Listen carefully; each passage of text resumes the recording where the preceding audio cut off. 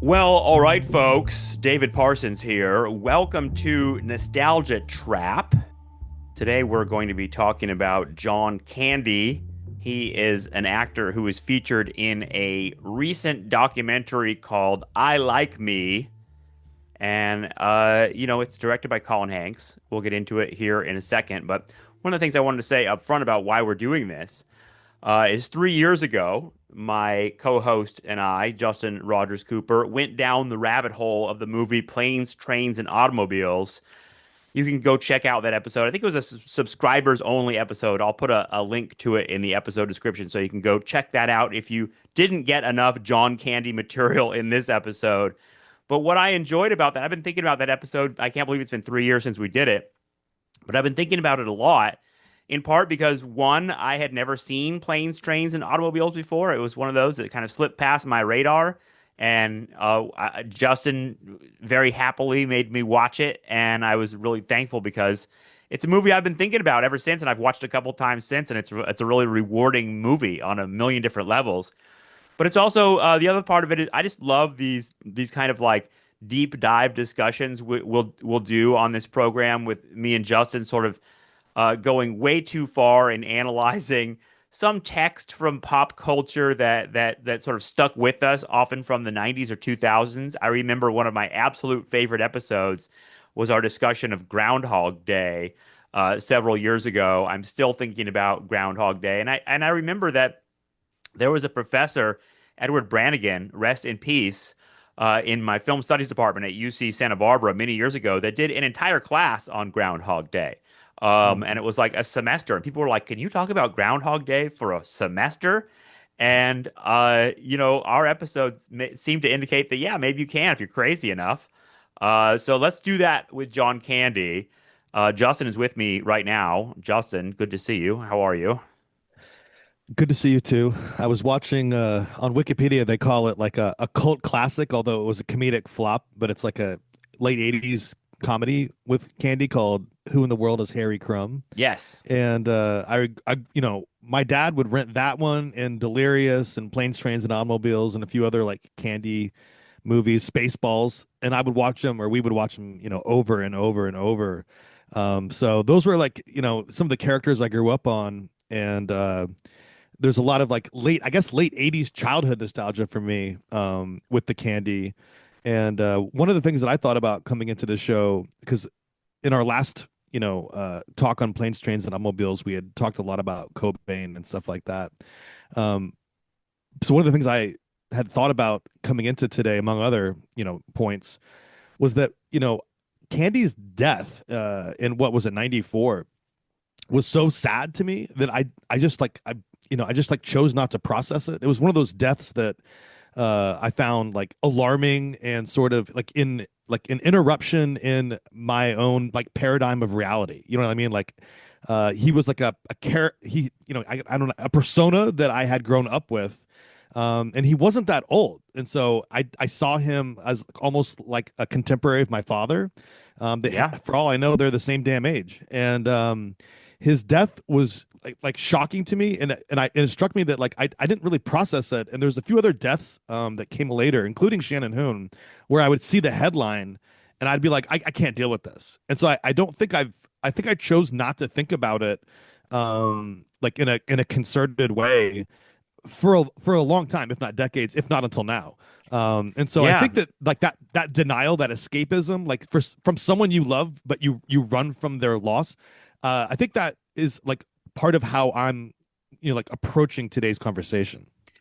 Yeah, and I think we do the same thing with people we lose in our personal lives, and that process repeats. It's not just celebrities. It's sometimes the death sort of looms so large in your life that you sort of like I don't know, put it off. I think I've probably talked about my friend Dave Creek dying a couple years ago in an accident, and it's a weird process. It really is those five stages of grief of like the denial, the anger. To me, they're sort of layered on top of each other. It's not just they don't like go like in order, and you're like, oh, now I am past denial, and now I am in grief. Mhm. Like it's more like all one thing. But the sort of yeah, the kind of I don't know, the strategies that you use, the psychological strategies that you use to sort of like deal with the death one way or another, I think are important. And you sent me that People magazine cover. My mom was a subscriber to People magazine. I read it every week. It was like a weekly. And the one that came that John Candy's death was covered on the cover, and in the magazine. I remember reading that whole thing and just being like, that death affected me a lot because he was a figure that, just like I saw him in movies a lot, but the one that I watched was The Great Outdoors.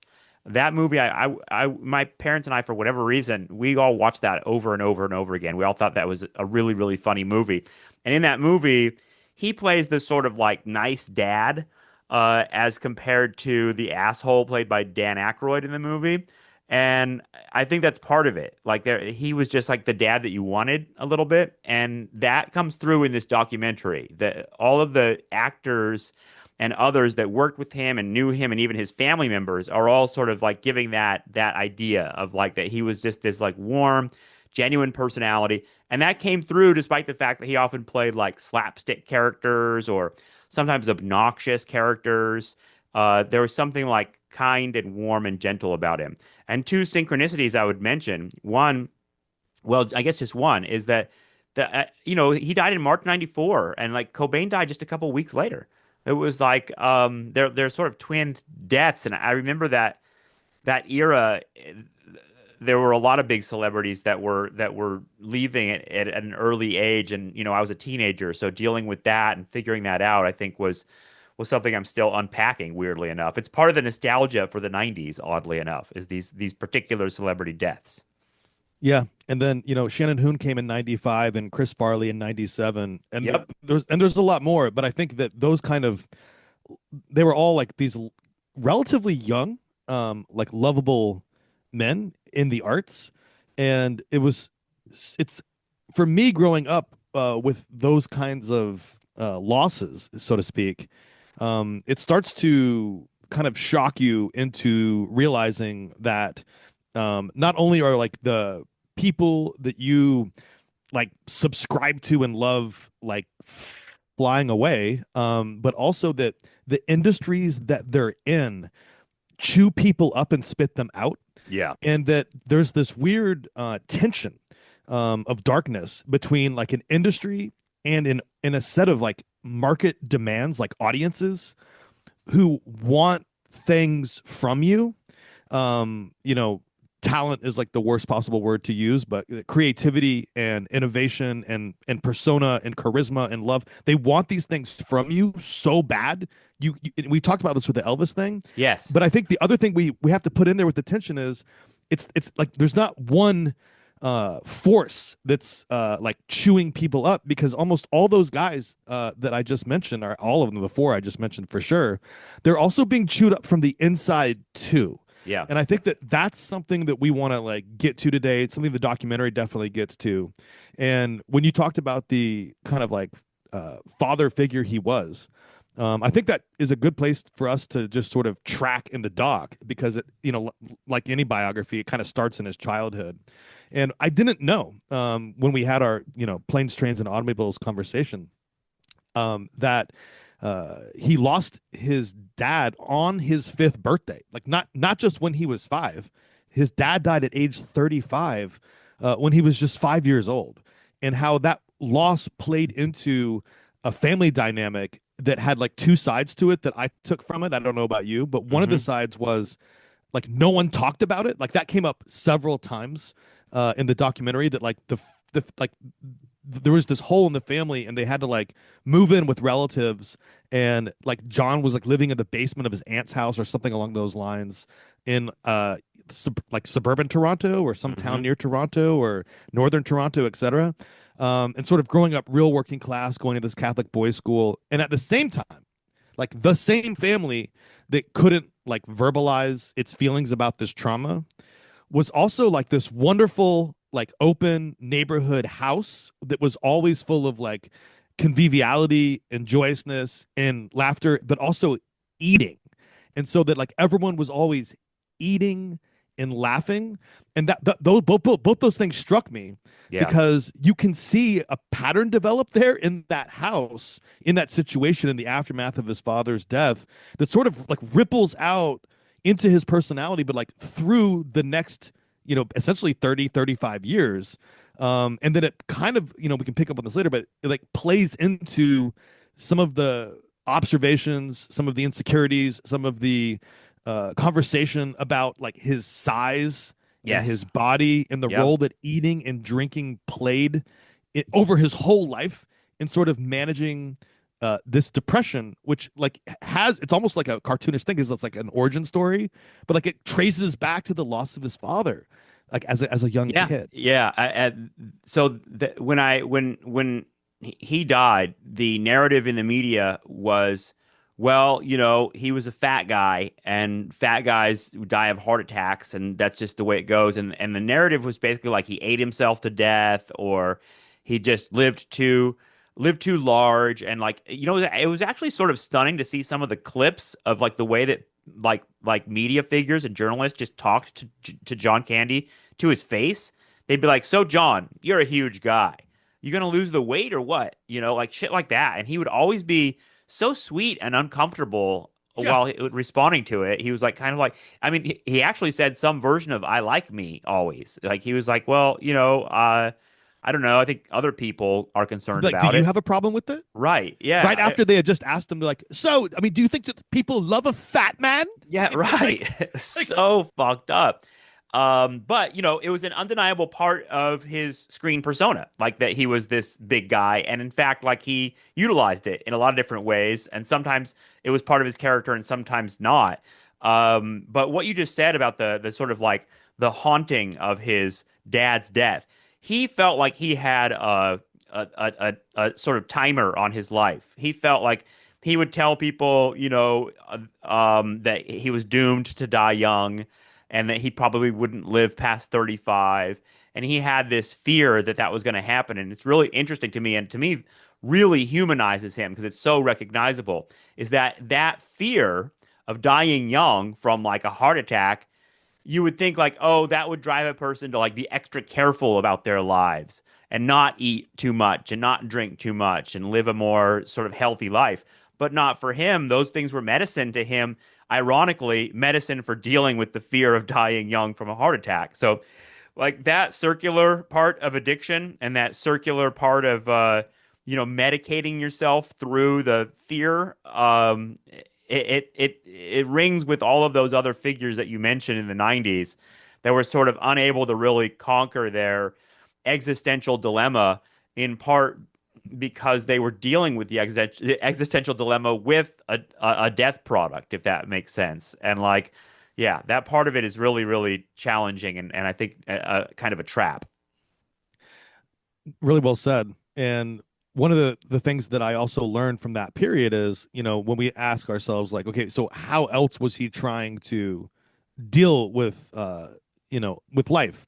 Um, and it reminded me of something we said in our last discussion, which is that part of what makes Del Griffin, his character in Planes, Trains, and Automobiles, so memorable was that he had this like sunny disposition and this sort of like innate optimism and like infectious charisma, despite being essentially like homeless, broke. Like he had all the reason in the world to be a cynic, which is what he said to Steve Martin that he wasn't. But he had all the reason in the world, to give up in that film. But Hmm. also this is a part of his like character that emerges during this time period too, because in addition to just like being a guy who starts taking care of everyone around him in the house, he also like has all this like creative physical talent and energy that he puts into two directions. One, I was, again, this is out of my own ignorance, was into football. He loved football, he loved playing it. He ends up getting like this knee injury that like derails his football career, and which ironically kept him out of Vietnam, which was Yeah, like also mind fucking blowing to me. right. Like he's Canadian, he's going to try to enlist like in the late 60s. And he's denied because of the knee injury. Although I found out from this book which is, I'll get to a couple of passages in it later. Maybe it's the Paul Myers book on John Candy that also just came out this year.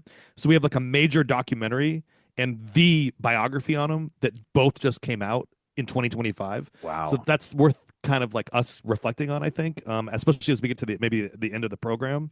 But one of the things I learned was, contrary to the doc, which said that like the people they interviewed were like, oh, he wanted to join because he wanted to like be part of something bigger than himself, and also like wanted to like serve and like be useful.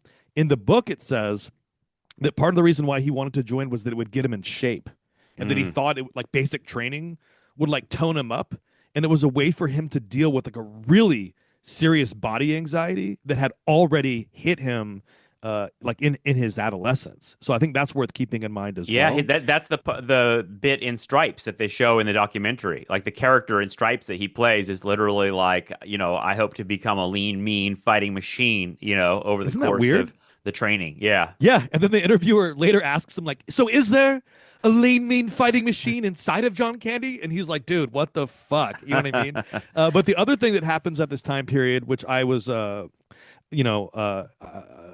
interested to learn, was that he got super into TV and movies. So like, it wasn't just football.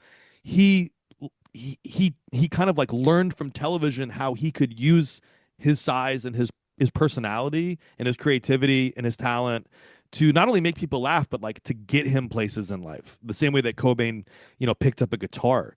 And Right. he especially saw Jackie Gleason on The Honeymooners as a guy who could use like his size and girth, if you will, to his advantage, like on the stage, because there is like a lot of like normative or even athletic masculine pressure on actors to like be like leading men in a way that is reminiscent of, if not Cary Grant, like reaching into our own moment, like the Tom Cruises of the world. There's like a physical beauty to men, but also like a especially prominent nowadays. Like there's a let's be there's a body type to sexiness that's supposed to like market and sell narratives. And how do you deal with that if you're someone like John Candy, in which your size and and even on and off then, but certainly later, your weight presents itself as a disability. And Yeah. so that becomes like this problem that also ironically is central to why people love him, in at least in a superficial sense. So we'll just pin that for Mm-hmm. later. Mm-hmm. But aside from Jackie Gleason, like Laurel and Hardy, he actually sees a lot of like sketch comedy that's the physical kind, the Chaplin-esque kind, and he is taken up with the small screen and the big screen, and that leads him to another path. And and just permit me to say one more thing, because I thought this was also just one of those strange things, and it feels very like 60s 70s, feels very 20th century. Yeah. But he was like, he's from a working class family. He worked a lot of odd jobs. Like this was not a guy that was necessarily going to be on the screen when he graduated from high school, despite his like finding acting groups and sketch groups, etc., productions, local productions. He's working at a like a department store. I believe it was called Eaton's, like in the sporting goods section. And across the street was like a restaurant that he liked to eat at. And then next door to that restaurant was like an agency, like full of like talent agents that would like place local actors into commercials and other kinds of projects. And he like bumped into his future agent, who would later also become like a friend and an important voice in the documentary. He like bumps into her almost like literally, and they get to talking, and she's like, "Oh, like come across the street, let's have a conversation." And like that's how he started to like take bigger steps into the industry, which was like pointing towards a whole other era, which is like this whole era of like Toronto, Chicago that comes Yeah. next. Yeah. And there's something about that reluctant hero, because that's a point that's made by a lot of the people who encountered him when he was young and first starting out, is that the story he tells, or is told by his wife, who, before she's his wife, they're just dating at this department store. They're set up on a blind date. And he tells her, like, if I'm going to have a girlfriend, I think I should like put on a suit and like be like get a better job basically. And like in other words, his impulse was to take care. It was a very working class impulse. It wasn't like I should just like drop out of everything and go be a bohemian artist in the city. He was like, I have to take care of people. And that moment that you just mentioned with the agent, that happens during that time. And he sort of dragged on stage. I mean, the story that the other SCTV people tell is that they sort of tricked him into coming on stage and auditioning for the first time. And what's really funny about it is all of them had the same attitude as the agent, which was they saw a quality in him, and so did his wife. His wife was like, you can go work the department store job. That's cool. But I think there's something else that you're meant for. She sensed even that there was some quality about him. It's funny because there's a moment towards the end of the movie where Macaulay Culkin, who is like just such a great character in this movie, not only as like the guy he is now as a 44-year-old whatever guy who seems to have survived the curse of being a child star. And he was like the biggest child star in the 90s. But also the clips of him as a kid are so good. Like he had that quality. And he says about John Candy a lot of really profound things in this documentary. But one of the things that stuck out to me was he said, you meet a lot of horses in life, but it's rare that you meet like a unicorn. And it felt like John Candy, for whatever reason, had a quality about him. And that's obviously what audiences, including us when we were kids, we recognized. There was something about him. And it wasn't just his size, and it wasn't just like the funny stuff he said. There was some quality about him that came through from inside. And I think that wound that we're talking about, that thing from like, the death of the father, not to be too Shakespearean about it, but there's something we all saw, like the wound coming through. And like everybody talks about that one scene, and of course it's the basis of the title of the documentary, I Like Me. We talked about it a lot, so we don't have to go through all of it on Planes, Trains, and Automobiles. But when he sort of comes back at Steve Martin after Steve Martin shits all over him and tells him what an annoying asshole he thinks he is, yeah. And he tells him, I like me and my wife likes me, and I know I'm an easy target. Like it's heartbreaking in part because it feels like John Candy is really talking there. He tapped into something real. And that part of it I think is really important. That's lovely put. Uh, from the Myers book, the agent whose name is Catherine McCartney. This is how she described like her initial apprehension of Candy, and I think it hits what you just said. Quote: John had a quality of vulnerability. Mm. He was young and awfully cute. John had the ability to make people feel special, even if he had known them only a short time. Once he became your friend, he was always there for you to listen and provide a shoulder to cry on.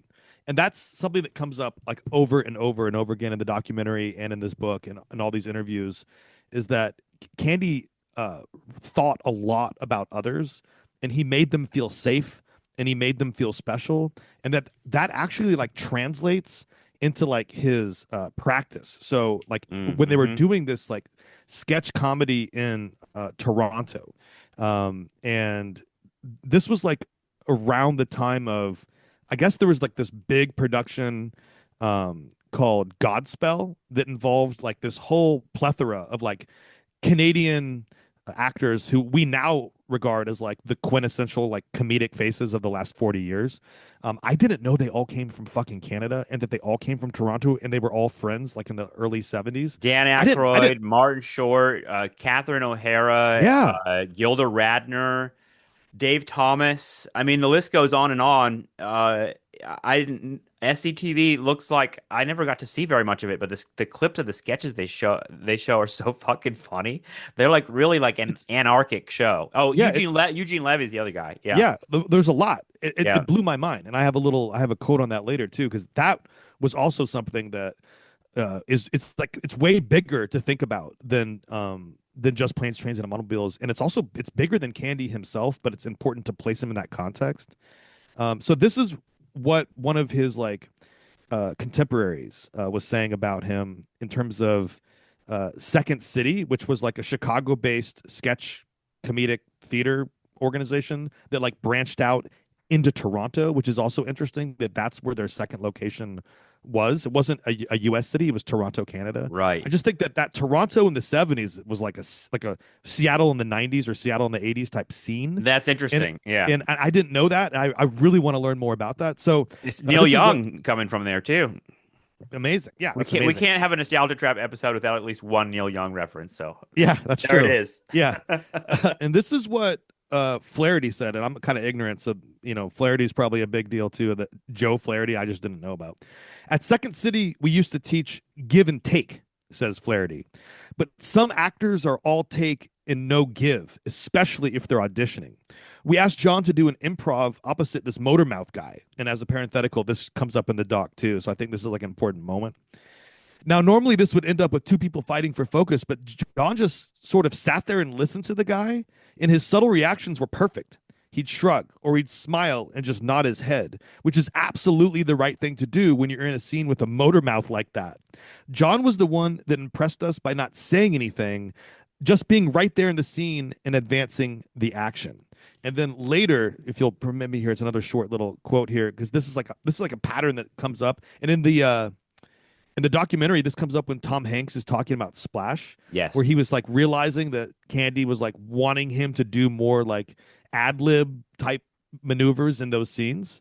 Same with Um, Catherine O'Hara in Home Alone.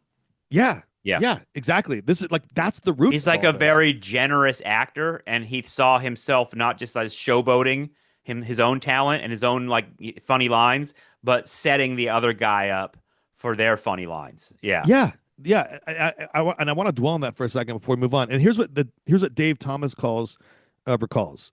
He says when they would walk out on stage with Candy, quote, half your work was done because the audience already liked you because they loved him. All you had to do from that point was to try to deliver some funny material and not fuck it up.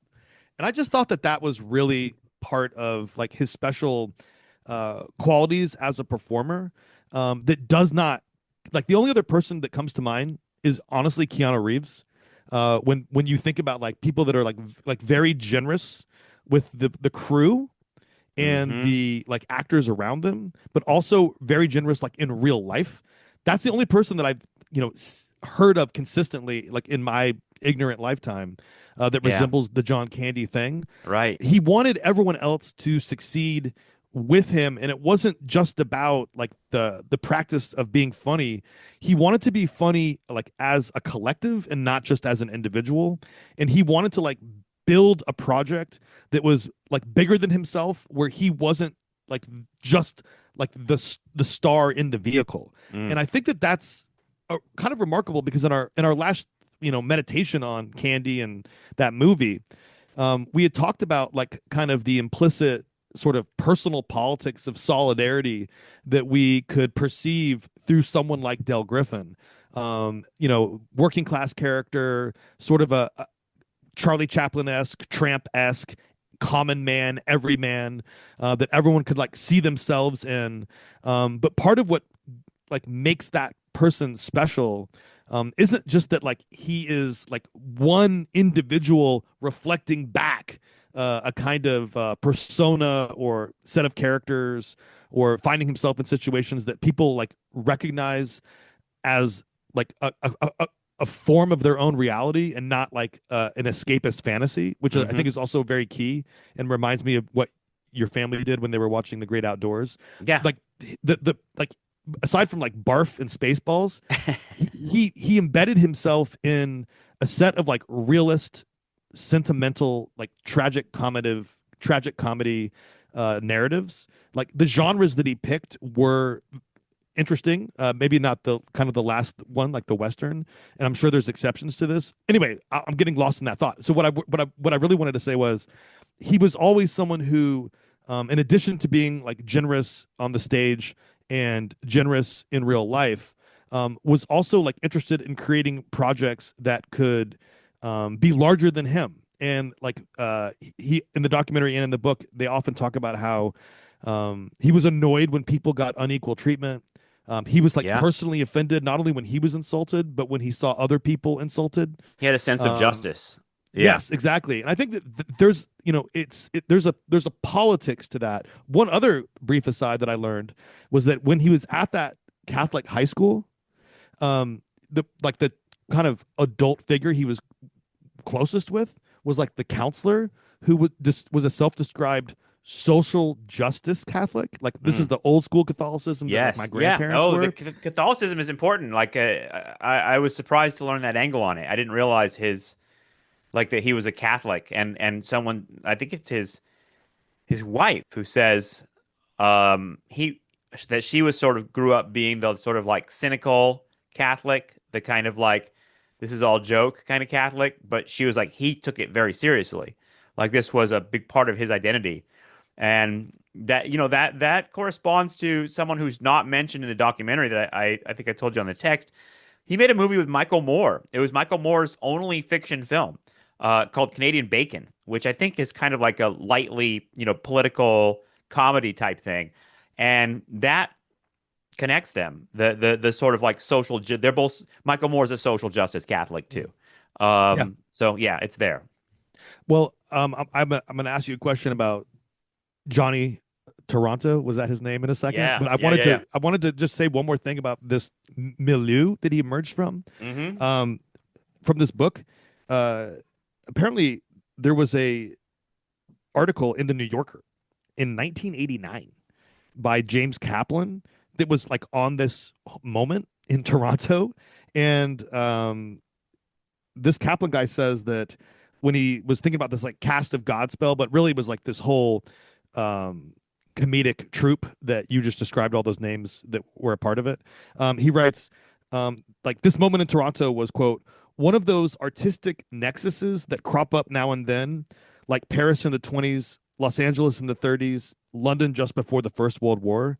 Like what we saw there No in the way. 70s, yeah, was like truly like an astonishing like efflorescence of like profound creativity, and that Yeah. like, you have to put Candy back into that. And I did. Here's the thing: I didn't know. Number one, I didn't know about any of this, so I'm just like shockingly ignorant about it. But second of all, it made me think about like two things in tandem that I just wanted to throw to you, and then I'm going to ask you about Johnny Toronto. So the two things were like, one, I don't think we know how to think about Canada.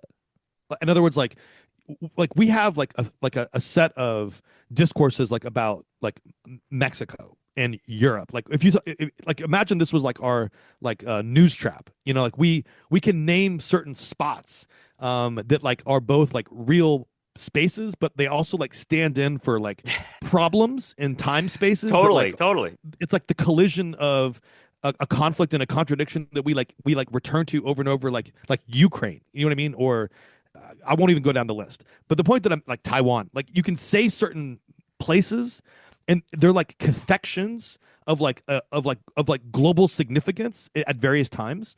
Well, Toronto in the 70s deserves to be like this Paris in the 20s or Seattle in the 80s thing, but there's not really like the fact that I didn't know that discourse, being at least somewhat highly educated in like English, you know what I mean, like in the creative Yeah, it's kind of arts. crazy, isn't it? I think that that's remarkable, and I think part of what's remarkable about it, and it made me really think about something with Candy for this show, was like, not only do I not know how to think about Toronto in the 70s, or like what Canadian nationality is in contradistinction to US nationality, Yeah. because I'll be honest with you, growing up I thought Candy was American.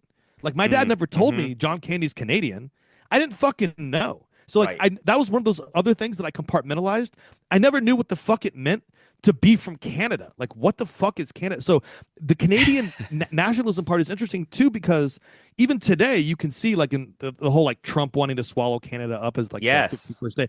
Canada isn't US, and there are like things to develop there, like gender and race. Like Canadian masculinity and Canadian whiteness aren't the same thing as US masculinity and US whiteness. Those are not identical discourses. And then that's what led me to the second thing that I was thinking of, which is, you know, John Candy's size and his like weight presents as a disability.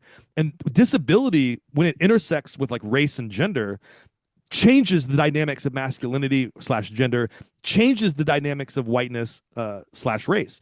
And so like Candy's not he's not actually able to fully achieve what Fuentes would think of as like a white body, or ironically, Kanye West. Like he can't inhabit the Nazi ideal because the Aryan ideal, and the kind of white supremacist ideal was always attached to that weird like six pack like sexy Tom Cruise body that we've always known. Like it's in other words like there was always a dimension of like the Greco-Roman statue to Yeah. like like this is why we have that whole thread with Andrew about gender affirming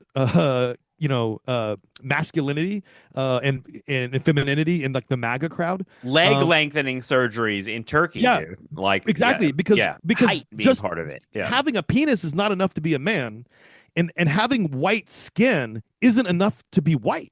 Yeah. And so like when you start putting this together, it made me think, wait a minute, I can't develop it further for today, at least not consciously. But the if you were to do like a trap treatment of Candy that goes beyond the book and beyond the doc to a certain extent, which means you foreground issues of sexuality, Yeah. eroticism, you queer your marks, you do all the shit we do. To do that, you'd have to really think through more like what is Canadian and also what's American, and how did he navigate that? Because then when you realize that all those actors like the Eugene Levy, the Catherine O'Hara, the mom in Home Alone, the Wisconsin polka king from Home Alone, like when you realize those two people are playing American but they're not, Yeah. Yeah. they're playing American but they're not, when you realize that, it makes you realize what what is it about them that makes them Canadian too. And also it makes you realize a huge dimension of US popular culture the last 40 years on the screen, like these characters they all played, a huge dimension of US popular culture is Canadian. And we Oh don't yeah, think about that enough. We Jim don't Carrey's fucking another think one. I mean, about it there's a enough. million of we don't. And when people think of Canada, back to Michael Moore, they think of like healthcare. They've got good healthcare there. Canada's some like dorky shadow vision of America that like a lot of liberals tend to like because it's like a Or sort of like fetishize. yeah, yeah, fetishized. And I think the masculine part is part of it, in meaning that like Canada's like a softer version. And I know this in part because Michael Moore gives you a very cartoonish, fetishized version of what he thinks Canadian nationalism is. That he's like, Canada doesn't go to, I like Canada because they don't start wars with countries, like all this kind of shit. Even though like they have a military, they've been involved in Vietnam and everything else. Like he's got this vision that like Canada is like the better version of what America could be. He does that. There in one of his movies, I think it's Bowling for Columbine. He goes across the river from Detroit into Canada, and he goes and talks to people there, and it's mainly to highlight the fact that they have gun laws in Canada. And he's like, people here don't lock their doors, and they're kind to each other. And he just has this very kind of like hokey vision of what Canada is. But I can't help but feel that there's a nugget of truth to what he's getting at there, and that people like John Candy are sort of embodying that. I was thinking about, the fact that we're in a moment now, I think, with the Marvel movies and where like the jacked man, the sort of like really muscular dude is the ideal in the same way that the 80s were with Sylvester Stallone and Arnold Schwarzenegger. It was kind of cartoonish there too in terms of like what men were supposed to be. Arnold Schwarzenegger, not an American either, by the way. But how would it change Die Hard if John Candy played the Bruce Willis character in Die Hard? You know what I mean? Ooh. Because like one of the most important parts of Die Hard is Hans Gruber telling him, you're just an American who's watched too many fucking cowboy movies and thinks he's John Wayne. He's like, yippee-ki-yay, motherfucker, like that sort of thing. Like John Candy wouldn't quite work in the same way, and it would be because of his not only his physicality but his sort of innate softness. You know what I mean? Like his sort of like nice guy-ness. It's hard to imagine John Candy playing a really convincing villain, and that's part of what I think was important too in this movie is they don't quite get at the tragedy of the craft that was lost by Candy being the kind of guy that was a people pleaser. Conan O'Brien makes the point that people pleasers don't survive in this industry because they say yes to everybody. They can't say no.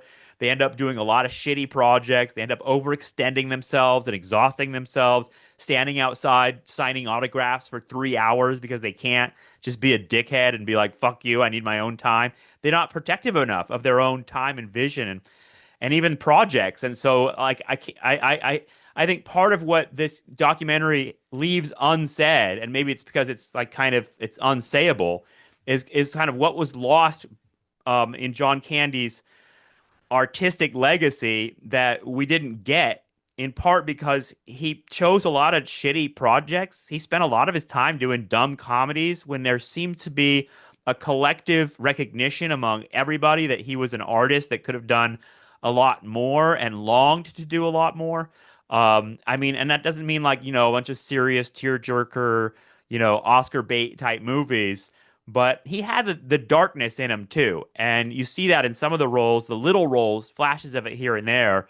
I think that's partly why that scene in Planes, Trains, and Automobiles is so lauded, because you see it there that he's like, wow, this is an actor. I mean, Steve Martin even says, like, I felt like bad, like berating him, and because his facial expressions registered such deep hurt that I almost wanted to stop the camera and be like, dude, like, I'm not really insulting you here, but I realized that that's just how good he was as an actor. I think all that is a pretty key too. Can you imagine him on Broadway doing Death of a Salesman? Right? Or Yeah. like Glengarry Glen Ross? He Philip would have Seymour Hoffman fucking type shit. killed it. Exactly. We Well, talked about this with Philip Seymour yeah, Hoffman, exactly. because Philip Seymour Hoffman is kind of a pudgy dude that like didn't really inhabit the like hot jacked guy vision at all. And yet he was such an effective actor in part because of that. Not in spite of it, if that makes sense. So I want to go back to your Die Hard thing because I want you to. Here's my real question for you. Like, I didn't know about Johnny Toronto, which was like this. I want you to tell me about it. Yeah. But like, it was like a persona that came out of this early 70s moment that like later became like an arc of his whole life and career when he like bought that Canadian football team that later won their version of the Super Bowl like in Yep. 91 or so, the Yep. Grey Cup or something. So like, when you think about that Die Hard thing and when you think about like the lovable John Candy, the vulnerable John Candy, but you also mentioned this dark side and you also mentioned this other kind of masculinity that there's like that's flirting around. So is like what or who is Johnny Toronto, and what is the significance of that with these other issues you just raised? Well, I learned about Johnny Toronto just from the documentary, but it struck a deep chord in part because I'm reading it's really funny, great synchronicity that you just mentioned the author James Kaplan as the writer, because I just finished it last night. I read Kaplan's two-part biography of Frank Sinatra. It's almost 2,000 pages. It took me like two months to read all this stuff, but it was riveting the entire time, honestly. And the Johnny Toronto thing is present there in the Sinatra a little bit, in the sense of like engaging a character within yourself that is like an ego that's sort of unable or able to overcome a lot of the things that would like prevent you from being successful in the industry. So you have to like be that guy. And it's so funny because he didn't name himself Johnny Toronto. Other people recognized that in him. In other words, another quality that John Candy had when he was young was this kind of brash ego that was like Johnny Toronto is Spending money, smoking, yeah, drinking. yeah, like a Humphrey Bogart type character. Yeah, smoking, drinking, partying, very confident with women, very confident in himself, kind of a badass. And that's partly you see in Uncle Buck. Like Uncle Buck character is kind of, a gangster connected guy, right? And it's like he has that sort of like he's dangerous a little bit, you There's a know? little macho swagger there. Yeah, totally. And I think that's a really important part of I don't know, succeeding as a star. I think part of what we're talking about on these series that we do when we talk about Philip Seymour Hoffman or whatever, Justin, we're talking about like what are the qualities of a star? What are the qualities of celebrity? And what are the quality and how does that blend with like sort of being an artist? Like are they the same thing? But I think being a star requires something of that Johnny Toronto in you, that part of you. And to connect it to Sinatra, the kind of main thesis that Kaplan develops over these 2,000 pages is that Sinatra was kind of an asshole, like he was like sort of half a gangster wannabe guy from Hoboken who carried this sort of like working class attitude that sort of was an Achilles heel for him in a lot of ways. And early in his career, he was almost undermined his ability to connect with audiences because people thought he was an asshole. But ultimately, he is able to overcome all of that because he's so generous with his vulnerability on stage and with his voice that when he sings, everyone forgets everything about him being an asshole. And all of a sudden, they're all weeping because he gave 100% in sort of connecting his emotion to the song and giving it to people. It's only when you're not generous with that gift that people turn on you, that the crowd turns on you. We talked about this with Elvis. I mean, the crowd really wants to love you to death. And like Macaulay Culkin talked about this in the documentary as connected to John Candy. He was like, the danger of being in Hollywood is that people don't care about like your success right as it's happening. They just want to know like what's the next thing? Like how are you going to keep delivering the drug? You know what I mean? Like The how are you going perpetual to motion machine. right. Yeah, exactly. And I think all those qualities of being a star make it a very toxic thing in a lot of ways because how could you survive that? Well, All these celebrities are freaks, dude. Like everyone we're talking about here, Tom Cruise included. We all know these guys are there's something deeply pathological about being a celebrity and a star. yeah, I think there was like some quote. I think it was Martin Short who said that if you stick around Hollywood and you're successful, you either go crazy, turn into an asshole, or die, like Yeah, literally die. right. And I think that there's something that comes out of that. My other kind of like follow up question to you then would be, you mentioned, and the doc mentions a lot, that this was a guy that like took on so many projects. He never said no. He was so giving, and his generosity is like legendary. And at the same time, his inability to create boundaries like played a role in his death. Like he wasn't able to take care of himself. He was like literally stretched too thin.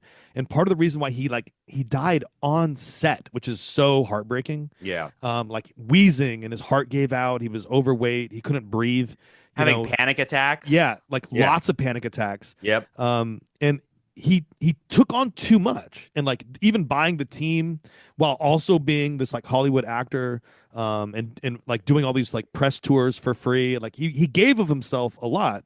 Um, but it raises the question, you know, because you can look at all that and be like, wow, like such a generous guy, and like obviously that's true. And at the other hand, it also seems like it was a compulsion. It seems like it was something that he couldn't help doing. And Yeah. so, like when you talk about like the moral choice, there is a difference between someone who could make a good choice or a bad one, and like and uses every opportunity to make a different choice given the situation, and someone who compulsively gives until they're dead, Mm. because the compulsion isn't a choice then. In other words, like giving when you have a choice is not the same as giving by compulsion. I'm not trying to take Yeah. that away from him. I'm Yeah. really not. He would. I don't think he would like what I'm saying here, and I feel bad about that. But I'm not trying to insult him. What I'm trying to do is get to the bottom of the darkness, Yeah. because the darkness did play this role. So if you can't stop giving, because of what that would do to your feelings inside, like what does that say about your feelings inside? And when you look at that 91 to 94 period, a lot of the people around him, including his son and others, were like that 91 to 94 period where like he's made it, he's achieved so much, like he's on the top of his profession to the extent that he's able to be, despite all these problematic projects. At the pinnacle of success, his anxiety and depression get worse. Yeah. His like inability to stop drinking and eating and smoking, etc., they all get worse. His self-hatred. Yeah, and Yeah. like his insecurity, which was always there, like from the very beginning. Bill Murray, Steve Martin, everyone notes it the whole time. From the 70s all the way to the early 90s. Everyone's always like, this is a guy that like was insecure. So my question is, are those things linked? So in other words, like the compulsive generosity, Yeah. give until you're gone, is that linked to someone who like, because there's like what Martin and others have called like a hole in his heart? Like if you have a hole in your heart, and so you're constantly needing Elvis style, this affection, this external validation coming from the Yeah. outside. Yep. It's because you cannot give it to yourself, big drops or small, Oh yeah. Yeah. that it actually you can't say no to bad projects or say no to people from what they want. You can't say no to them even though on some level you know they're squeezing you out, because you can't give yourself the thing that you need to feel whole or feel right. Yeah. Those are Yeah. connected, right? Yeah, you said this very well many episodes ago about Cobain, I think. It's like, what is it about these guys that they're so loved, but they can't love themselves. Like they just it's just a block for them. And for Sinatra, another huge theme of that biography is that Sinatra kept himself busy with like way too many projects all the time. He was like said yes to everything, and it wasn't out of generosity. It wasn't like here you're like, well, with John Candy, he just didn't want to disappoint people. He couldn't say no to people.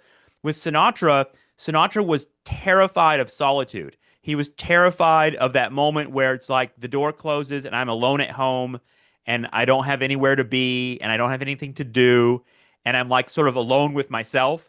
Like he was terrified of that. That was the thing that he had to avoid. So he was always about, he hated when people fell asleep around him. He wanted to keep the party going always. He was always notoriously up till 6, 7 a.m. Always. He got mad when people passed out. He was like, come on, let's keep partying. Let's keep partying. Because to him, he needed to distract his mind from like the black hole that would overcome him if he were alone with his thoughts. You know what I mean? And like that's so recognizable, especially in a culture right now that's so like distracted all the time. I mean, I just sent you that thing this morning about how people are making content. Young people are making content online about how to be bored and how to just be, with yourself.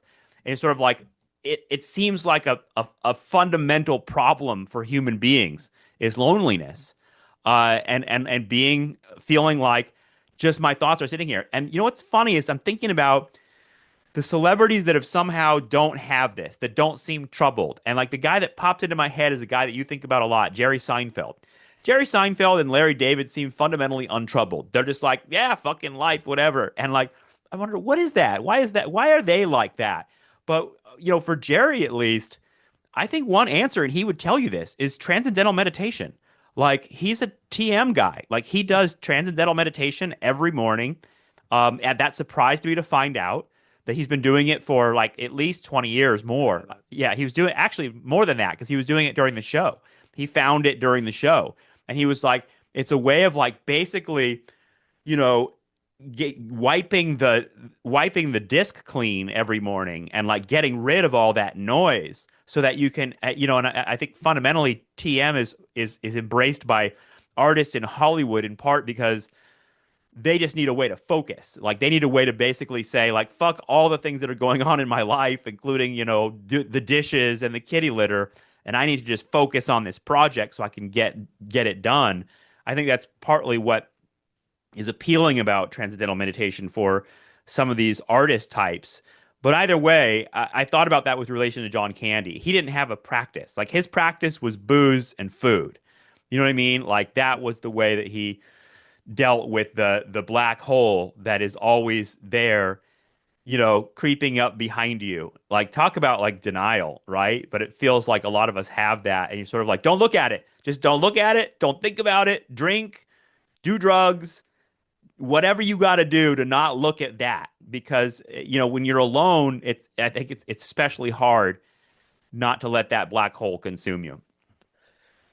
It makes me think of a couple things here. One is that hole in his heart, like the doc strongly suggests that that's from the loss of his father. And it Yeah. makes you really wonder, like, you know, not only like if his dad had a different heart, you know what I mean? Literally a different heart.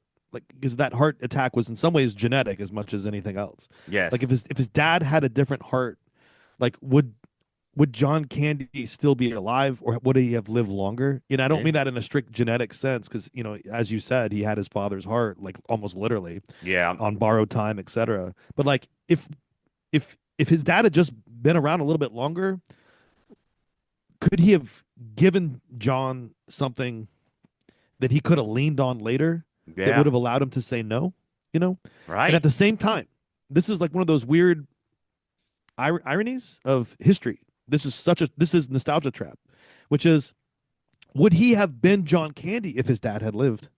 In other words, like the thing that he lost, Yeah. he Yeah. tried to find and he gave to us. The But brokenness. if he had never lost it, would he ever have given it to us? Yeah. Yeah. Like, Yeah. or would he have given us something different that would not have been enough of a John Candy that we know now to have had this whole show about? And I connect it to the Uncle Buck character too, where he shows incredible range. God bless John Hughes for writing this project for him. There's this moment after the kind of sentimental or even action climax of the movie in which um, Candy, who has not been getting along with like the niece Tia Russell, the teenage daughter, the teenage girl in the film, who has like this boyfriend named Bug, and this Bug is like kind of a schmuck, and Uncle Buck doesn't like him, and um, he believes he's about to rescue Tia from like this party where Bug is like pressuring her to, for he's being, it's like it's kind of like a vague sexual assault, honestly, because it Mm-hmm. doesn't, I don't think there's consent. But what you find out is that Bug is actually cheating on her, and then like Uncle Buck like ties him up and puts him in the trunk and like hits golf balls at him as he runs away. Yes. And like this is where Tia kind of comes around because she realizes that Uncle Buck's protectiveness isn't trying to just like stultify her life. He's actually trying to care for her, and she Mm-hmm. feels cared for in a way that she hasn't felt in a long time, even with her parents. And like that's just such a John Hughes. I mean, for a sentimental guy like me, it's so touching. Well, when they're driving back and she's realizing like, wow, Uncle Buck's not all bad, she starts saying like, "Are you going to tell my mom and dad what happened here?" Kind of a thing. Who are coming back from like a trip where the mom's dad had a heart attack, and she's coming back after Uncle Buck's been watching them for a few weeks.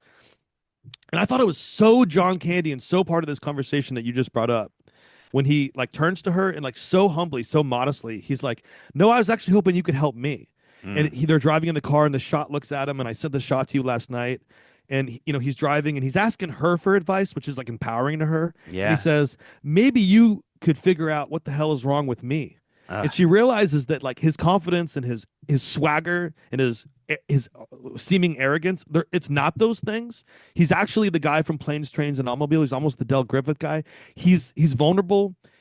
He needs relationships, and he truly respects her. And that's something that Macaulay Culkin brought up too. That during that film, he treated the children with all this respect, just like the Uncle Buck does in the movies. Because one of the striking things about Uncle Buck in the movie is he talks to the kids like adults, and also the kids act like him to adults, like that Q&A between him and Macaulay Culkin at the beginning. Or, mm-hmm. how many times can you ask a question? 38 times. Like So there's that good. wonderful exchange. Well, that thing where he says, maybe you could figure out what the hell is wrong with me. God damn, it's just such a sentimental exchange. It's so moving, it's so touching, and it gets to like this core part of his character that you're describing here in this like core like hole in the heart that he can bring to this character. And there's something I think still to be like mined or unearthed or sat with all this. And so I guess if I don't know if this is my final comment, but my final thing that I would ask you is like, the book came out 2025, the doc comes out 2025. I thought about John Candy a lot with you 3 years ago when we talked about Planes, Trains, and Automobiles. But even in the documentary, like Bill Murray, Martin Short, all those people are like, Mel Brooks, they're all like, Yeah. dude, John Candy is as alive now as he ever has been. Like he's someone that like our generation, but also other generations, especially that came before us, like haven't forgotten. He was like a big deal. He's still alive. He's around. He's clearly, for whatever cost it was to him, like Cobain, he's someone we can't get over. And so my question is, it's 2025. We're a quarter of the century into the next century. And this dude died in 1994. It's been a while. It's been a minute, and yet he's still there. Like, so like what does it mean? Yeah. Yeah. Why now? First of all, like, why 2025? Why now? What's going Well, on right now? But also, like, what's the meaning of this? Well, one thing I would say is that it's his 75th birthday this year. So, just in terms of the anniversary, like he would have been 75 years old, which is a trip to think about. But So we're still in his lifetime, so to speak. right. But we're also still in Cobain's lifetime. And Cobain looms large in the culture. I think probably larger than John Candy, honestly. There are more kids at my school wearing Nirvana shirts than John Candy shirts. But either way, I think what you're saying, it's the lost parent. It's the idealized parent. The fact that he was a dad type, and not only a dad, but the dad you want, the like best idealized part of what a dad could be. Because Catherine O'Hara, the thing that made me cry at the end of this documentary is Catherine O'Hara saying that she still dreams about John Candy and that he shows up in her dreams more than her parents. And I thought that was really, really profound because I was like, yeah, the people who show up in your dreams, those are the ones that matter to you. Those are the ones that stuck around, and like the idea that Catherine O'Hara is sitting there being like, I think John Candy sort of mattered to me more than my mom and dad. And Macaulay Culkin says exactly the same thing, that his own father was a monster, he said, and that John Candy seemed to sense that and was like, I'll be the surrogate father for you. Like there's something, the fact that a character in pop culture, yeah, look at him, that a character in pop culture like just in the movies could be your surrogate dad for like millions of people, like that says something really, really, I think, powerful about what pop culture actually is and what it's doing for us and why it holds this undeniable attraction and what we're looking for in it. Like we're looking for that character. And like, I don't know, a couple other things I wanted to pick up. One is I just saw this movie, Jay Kelly. It's the new Noah Baumbach movie starring George Clooney. George Clooney plays basically George Clooney. He plays an actor that's sort of at the tail end of his career, yeah, reaching into his 60s and sort of looking back on his life. And you recognize through the course of the movie that he's basically just been like this celebrity monster who has ignored his family and ignored his life. And, I didn't really like the movie all that much. I thought it was sort of a shallow take on some of those things. But I thought it was thinking about this conversation, it makes me realize how there is some, I don't know, meta kind of interrogation that the culture is having a little bit about like what it means to be a celebrity, particularly as we reach the sort of like people say like the end point of the star, like the George Clooney is like the last movie star, or you and I did a conversation that was about Brad Pitt as the last movie star and how diffuse the culture is now, and I think that's sort of worth thinking about. But like John Candy occupies such a different sort of space in that. While at the he's part of the template of the movie industry, but I feel like the people that were in this documentary so desperately wanted to communicate how John Candy was something very, very special. And I think that specialness is in part the humanity that he connected to that was so beyond just like being like yippee ki yay motherfucker. You know what I mean? Like, Yeah, not that doesn't have its own purpose. I mean, no, I'm yeah, with you. I yeah, think I think that's really well said. Here's what I would add to that. I find that really moving what you just said. One would be, you know, that specialness. I would add to that, like they don't make them like him anymore. And, yeah. and and and I mean that in two ways. One is like there's never been another one, so like enough time has passed that you realize that, like, kind of like Cobain and some other folks we can name, like the comet that comes is irreplaceable in the sense that, like, there are certain like types that repeat throughout Hollywood history. Like there Mm, are hmm. actors that resemble other actors, Yeah, and no one has come to inhabit John Candy.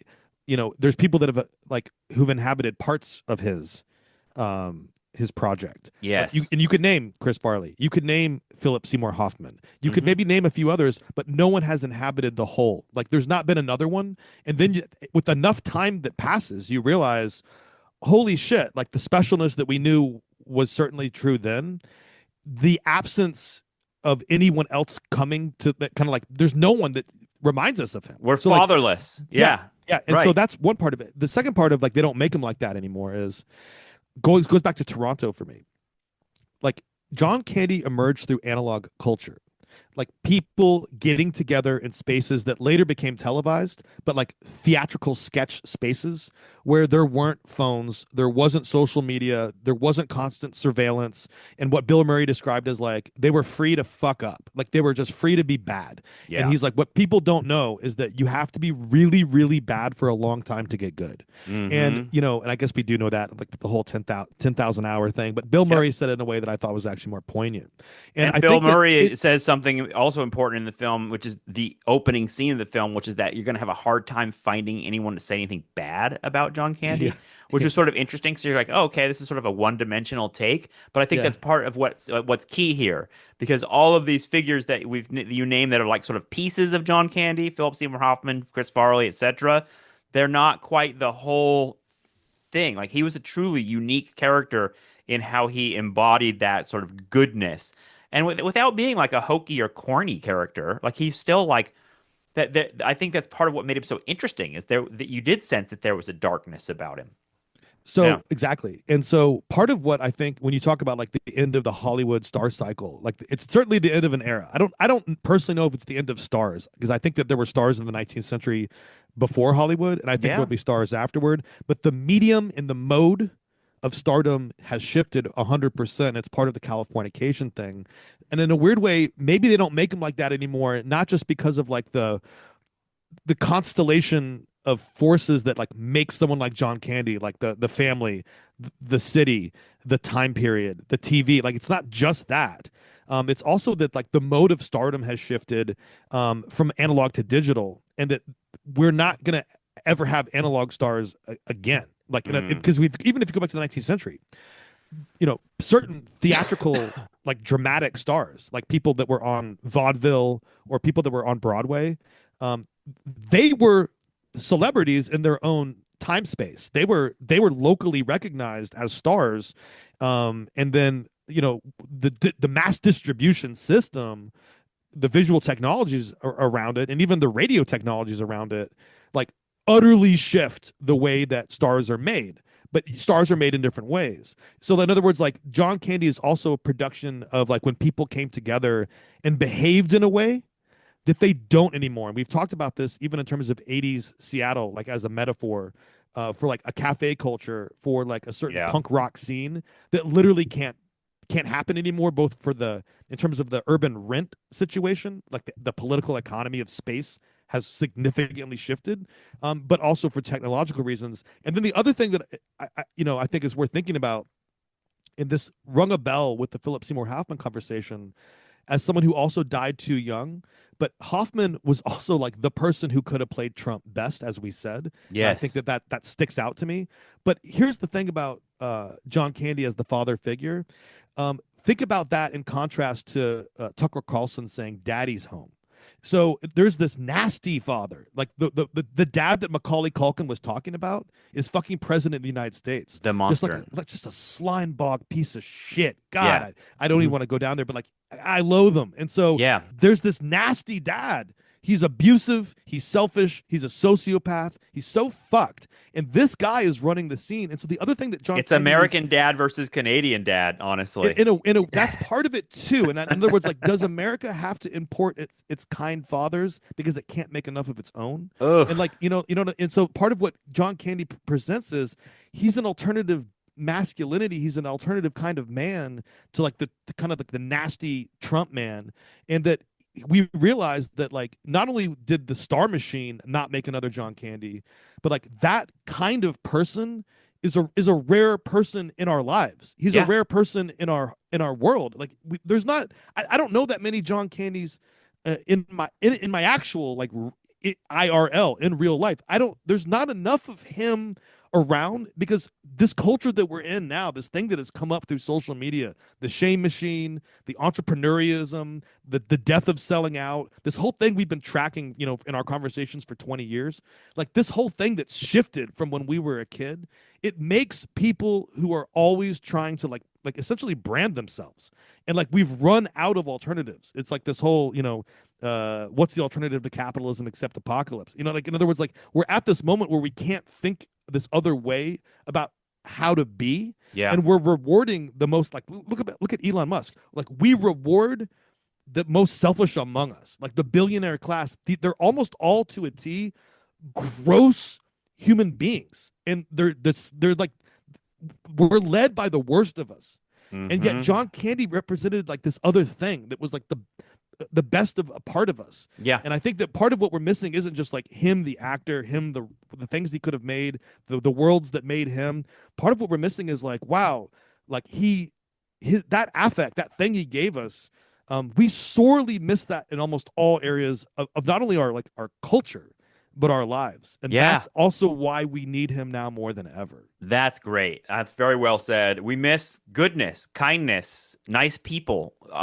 There's a nostalgia for that. That's interesting to me, is that when people long for whatever it might be, all the different things that are happening now, as people, I think, we've gone to a weird point right now where people are aware that phones and social media have ruined us in some way. I think that NPR said the phrase of 2025 was, quote, "It's the phones." That's like a more embraced sort of idea in the culture now, is that something went wrong.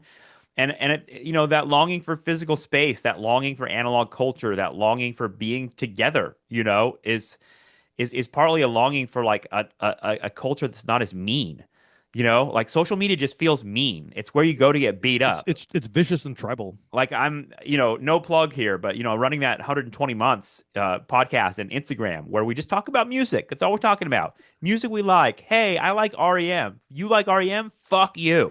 Like that the videos that have gone viral over there on that Instagram page, the comments are a nightmare. They're all just people saying the meanest shit just for no reason. I'm just sort of like, Jesus. And they talk about your physicality. They talk about what you look like. They talk about how stupid you are, and it's sort of like, what happened there? Like, is that just like, was that latent, and somehow social media just brought that out, or where is it? And that's a whole nother conversation. But one thing I wanted to mention before we go, Justin, because it connects to not necessarily John Candy, but this wider history, and it's an interesting synchronicity that I did not know. A piece of Seinfeld trivia. In the end of the James Kaplan book ends with, as you might guess, Sinatra dying. He died May 14th, 1998. He died on the night of the Seinfeld finale. And that he died while the Seinfeld finale was airing. And not only It was that, that bad. yeah, but yeah, yeah, he didn't like it either. Um, it sort of played a role in his death in some weird way, because the ambulance that took him, he was having a heart attack at his house. On here, another heart attack. He was having a heart attack at his house. The ambulance noted that there was no traffic, and they were able to get to the hospital on time to be able to give him enough time to have some final words with his daughters and his wife before he died. And they said that that was because the Seinfeld finale was happening and everybody was at home watching it. And I thought, like, what a weird fucking sort of intersection of pop culture there, but also end of an era, like in two different ways, like Mm. 90s culture ending, Sinatra ending, like on the same night. It's just weird. I love stuff like that. And I didn't know if you knew that little tidbit I didn't. from the Seinfeld world. Yeah. 'Cause I didn't know Although, that. Yeah. now you've brought up Seinfeld twice in one show, I'm pretty sure you're going to get canceled. I don't think Seinfeld is as canceled as you think, honestly. Like maybe among the same crowd that cancels Tom York, etc. But these characters are still have huge fan bases, dude. Like Oh, I agree. I obviously, agree. like I agree. people are still showing up for Yeah, Seinfeld. I'm obviously being tongue in You're cheek. being cheeky. Yeah. But in New York, I mean, Yeah. all I'll say is if one went to see him live, one's friends would tell him, you can't tell people that you went. Yeah, right. Yeah, yeah. No, So, I get it. Within, we inhabit academic circles that tend to be, oddly enough, sort of within that register of online judgmental shame machine, or it's like, whoa. I mean, let's not get into it. But I think that since we have brought up Seinfeld, we're due for another Seinfeld episode show. Like you and I Cool. need to do another Seinfeld run because I'm saying this to the Nostalgia Trap audience now instead of saying this to you, Justin. But Justin is like, I think maybe the number one Seinfeld watcher of all time. Like you have watched and thought about this show more than any other person on earth.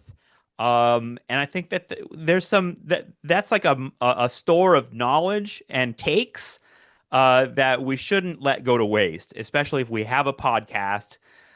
We should be talking a little bit more about Seinfeld. I'm surprised you didn't know about the transcendental meditation thing because Yeah. that was sort of shocking of me for me to hear. I know that like people like David Lynch are well-known transcendental meditators, but Seinfeld didn't really like jive with me. It seemed like something that he would laugh at, like, or Larry David would definitely laugh at, but I don't know. It sort of makes sense too that Seinfeld is kind of like Michael Jordan in the sense that like he's an achiever, you know what I mean? And he wants to like think about really hard how to inhabit the habits of an achiever, if that makes Mm, sense. And so, yeah. yeah. Anyway, like so Seinfeld was just on. I know we got to go, but Seinfeld was just on a podcast with these two young comics. Forget their names. They're douchebags, but they're like popular, and they had him on the podcast, and Seinfeld's sitting there just like riffing with these guys, and they're asking him like, "Hey Jerry, why don't you like do coke or drink? Like, why don't you like do those things?" And he's like, "Are you kidding me?" He says, "He's like, this is your instrument. This is your grand piano. Like, this body is all you have." He's like, "And you're gonna fuck it up and put all that garbage in it? Like, come on!" Like, he's doing that whole thing, and he has a very like simple attitude about it, but it like reflected his intense like achievement oriented individualism. That, like, why would you take drugs? That's gonna It, fuck up your it ability to be. it reminds me of the episode where uh he's eating breakfast at the diner and he orders like a coffee and grapefruit and George is like, "What the fuck is this?" And he's like, "Because I'm a healthy person." But that's the episode where the grapefruit squirts into George's eye and he keeps winking at everybody at Yankee Stadium and gets all Yes, those people into love trouble. it. Yeah. Well, okay, one last thing. I just saw a clip that made me think of you because it's George wearing sweatpants, and Jerry's telling him, like, you can't go outside. Like, you're going outside wearing sweatpants. And it made me think of, like, our whole era, like, post-pandemic, everyone Famously. wears sweatpants. Yeah. And Yeah. Jerry's like, you know what it says when you wear sweatpants outside? It says, I have given up.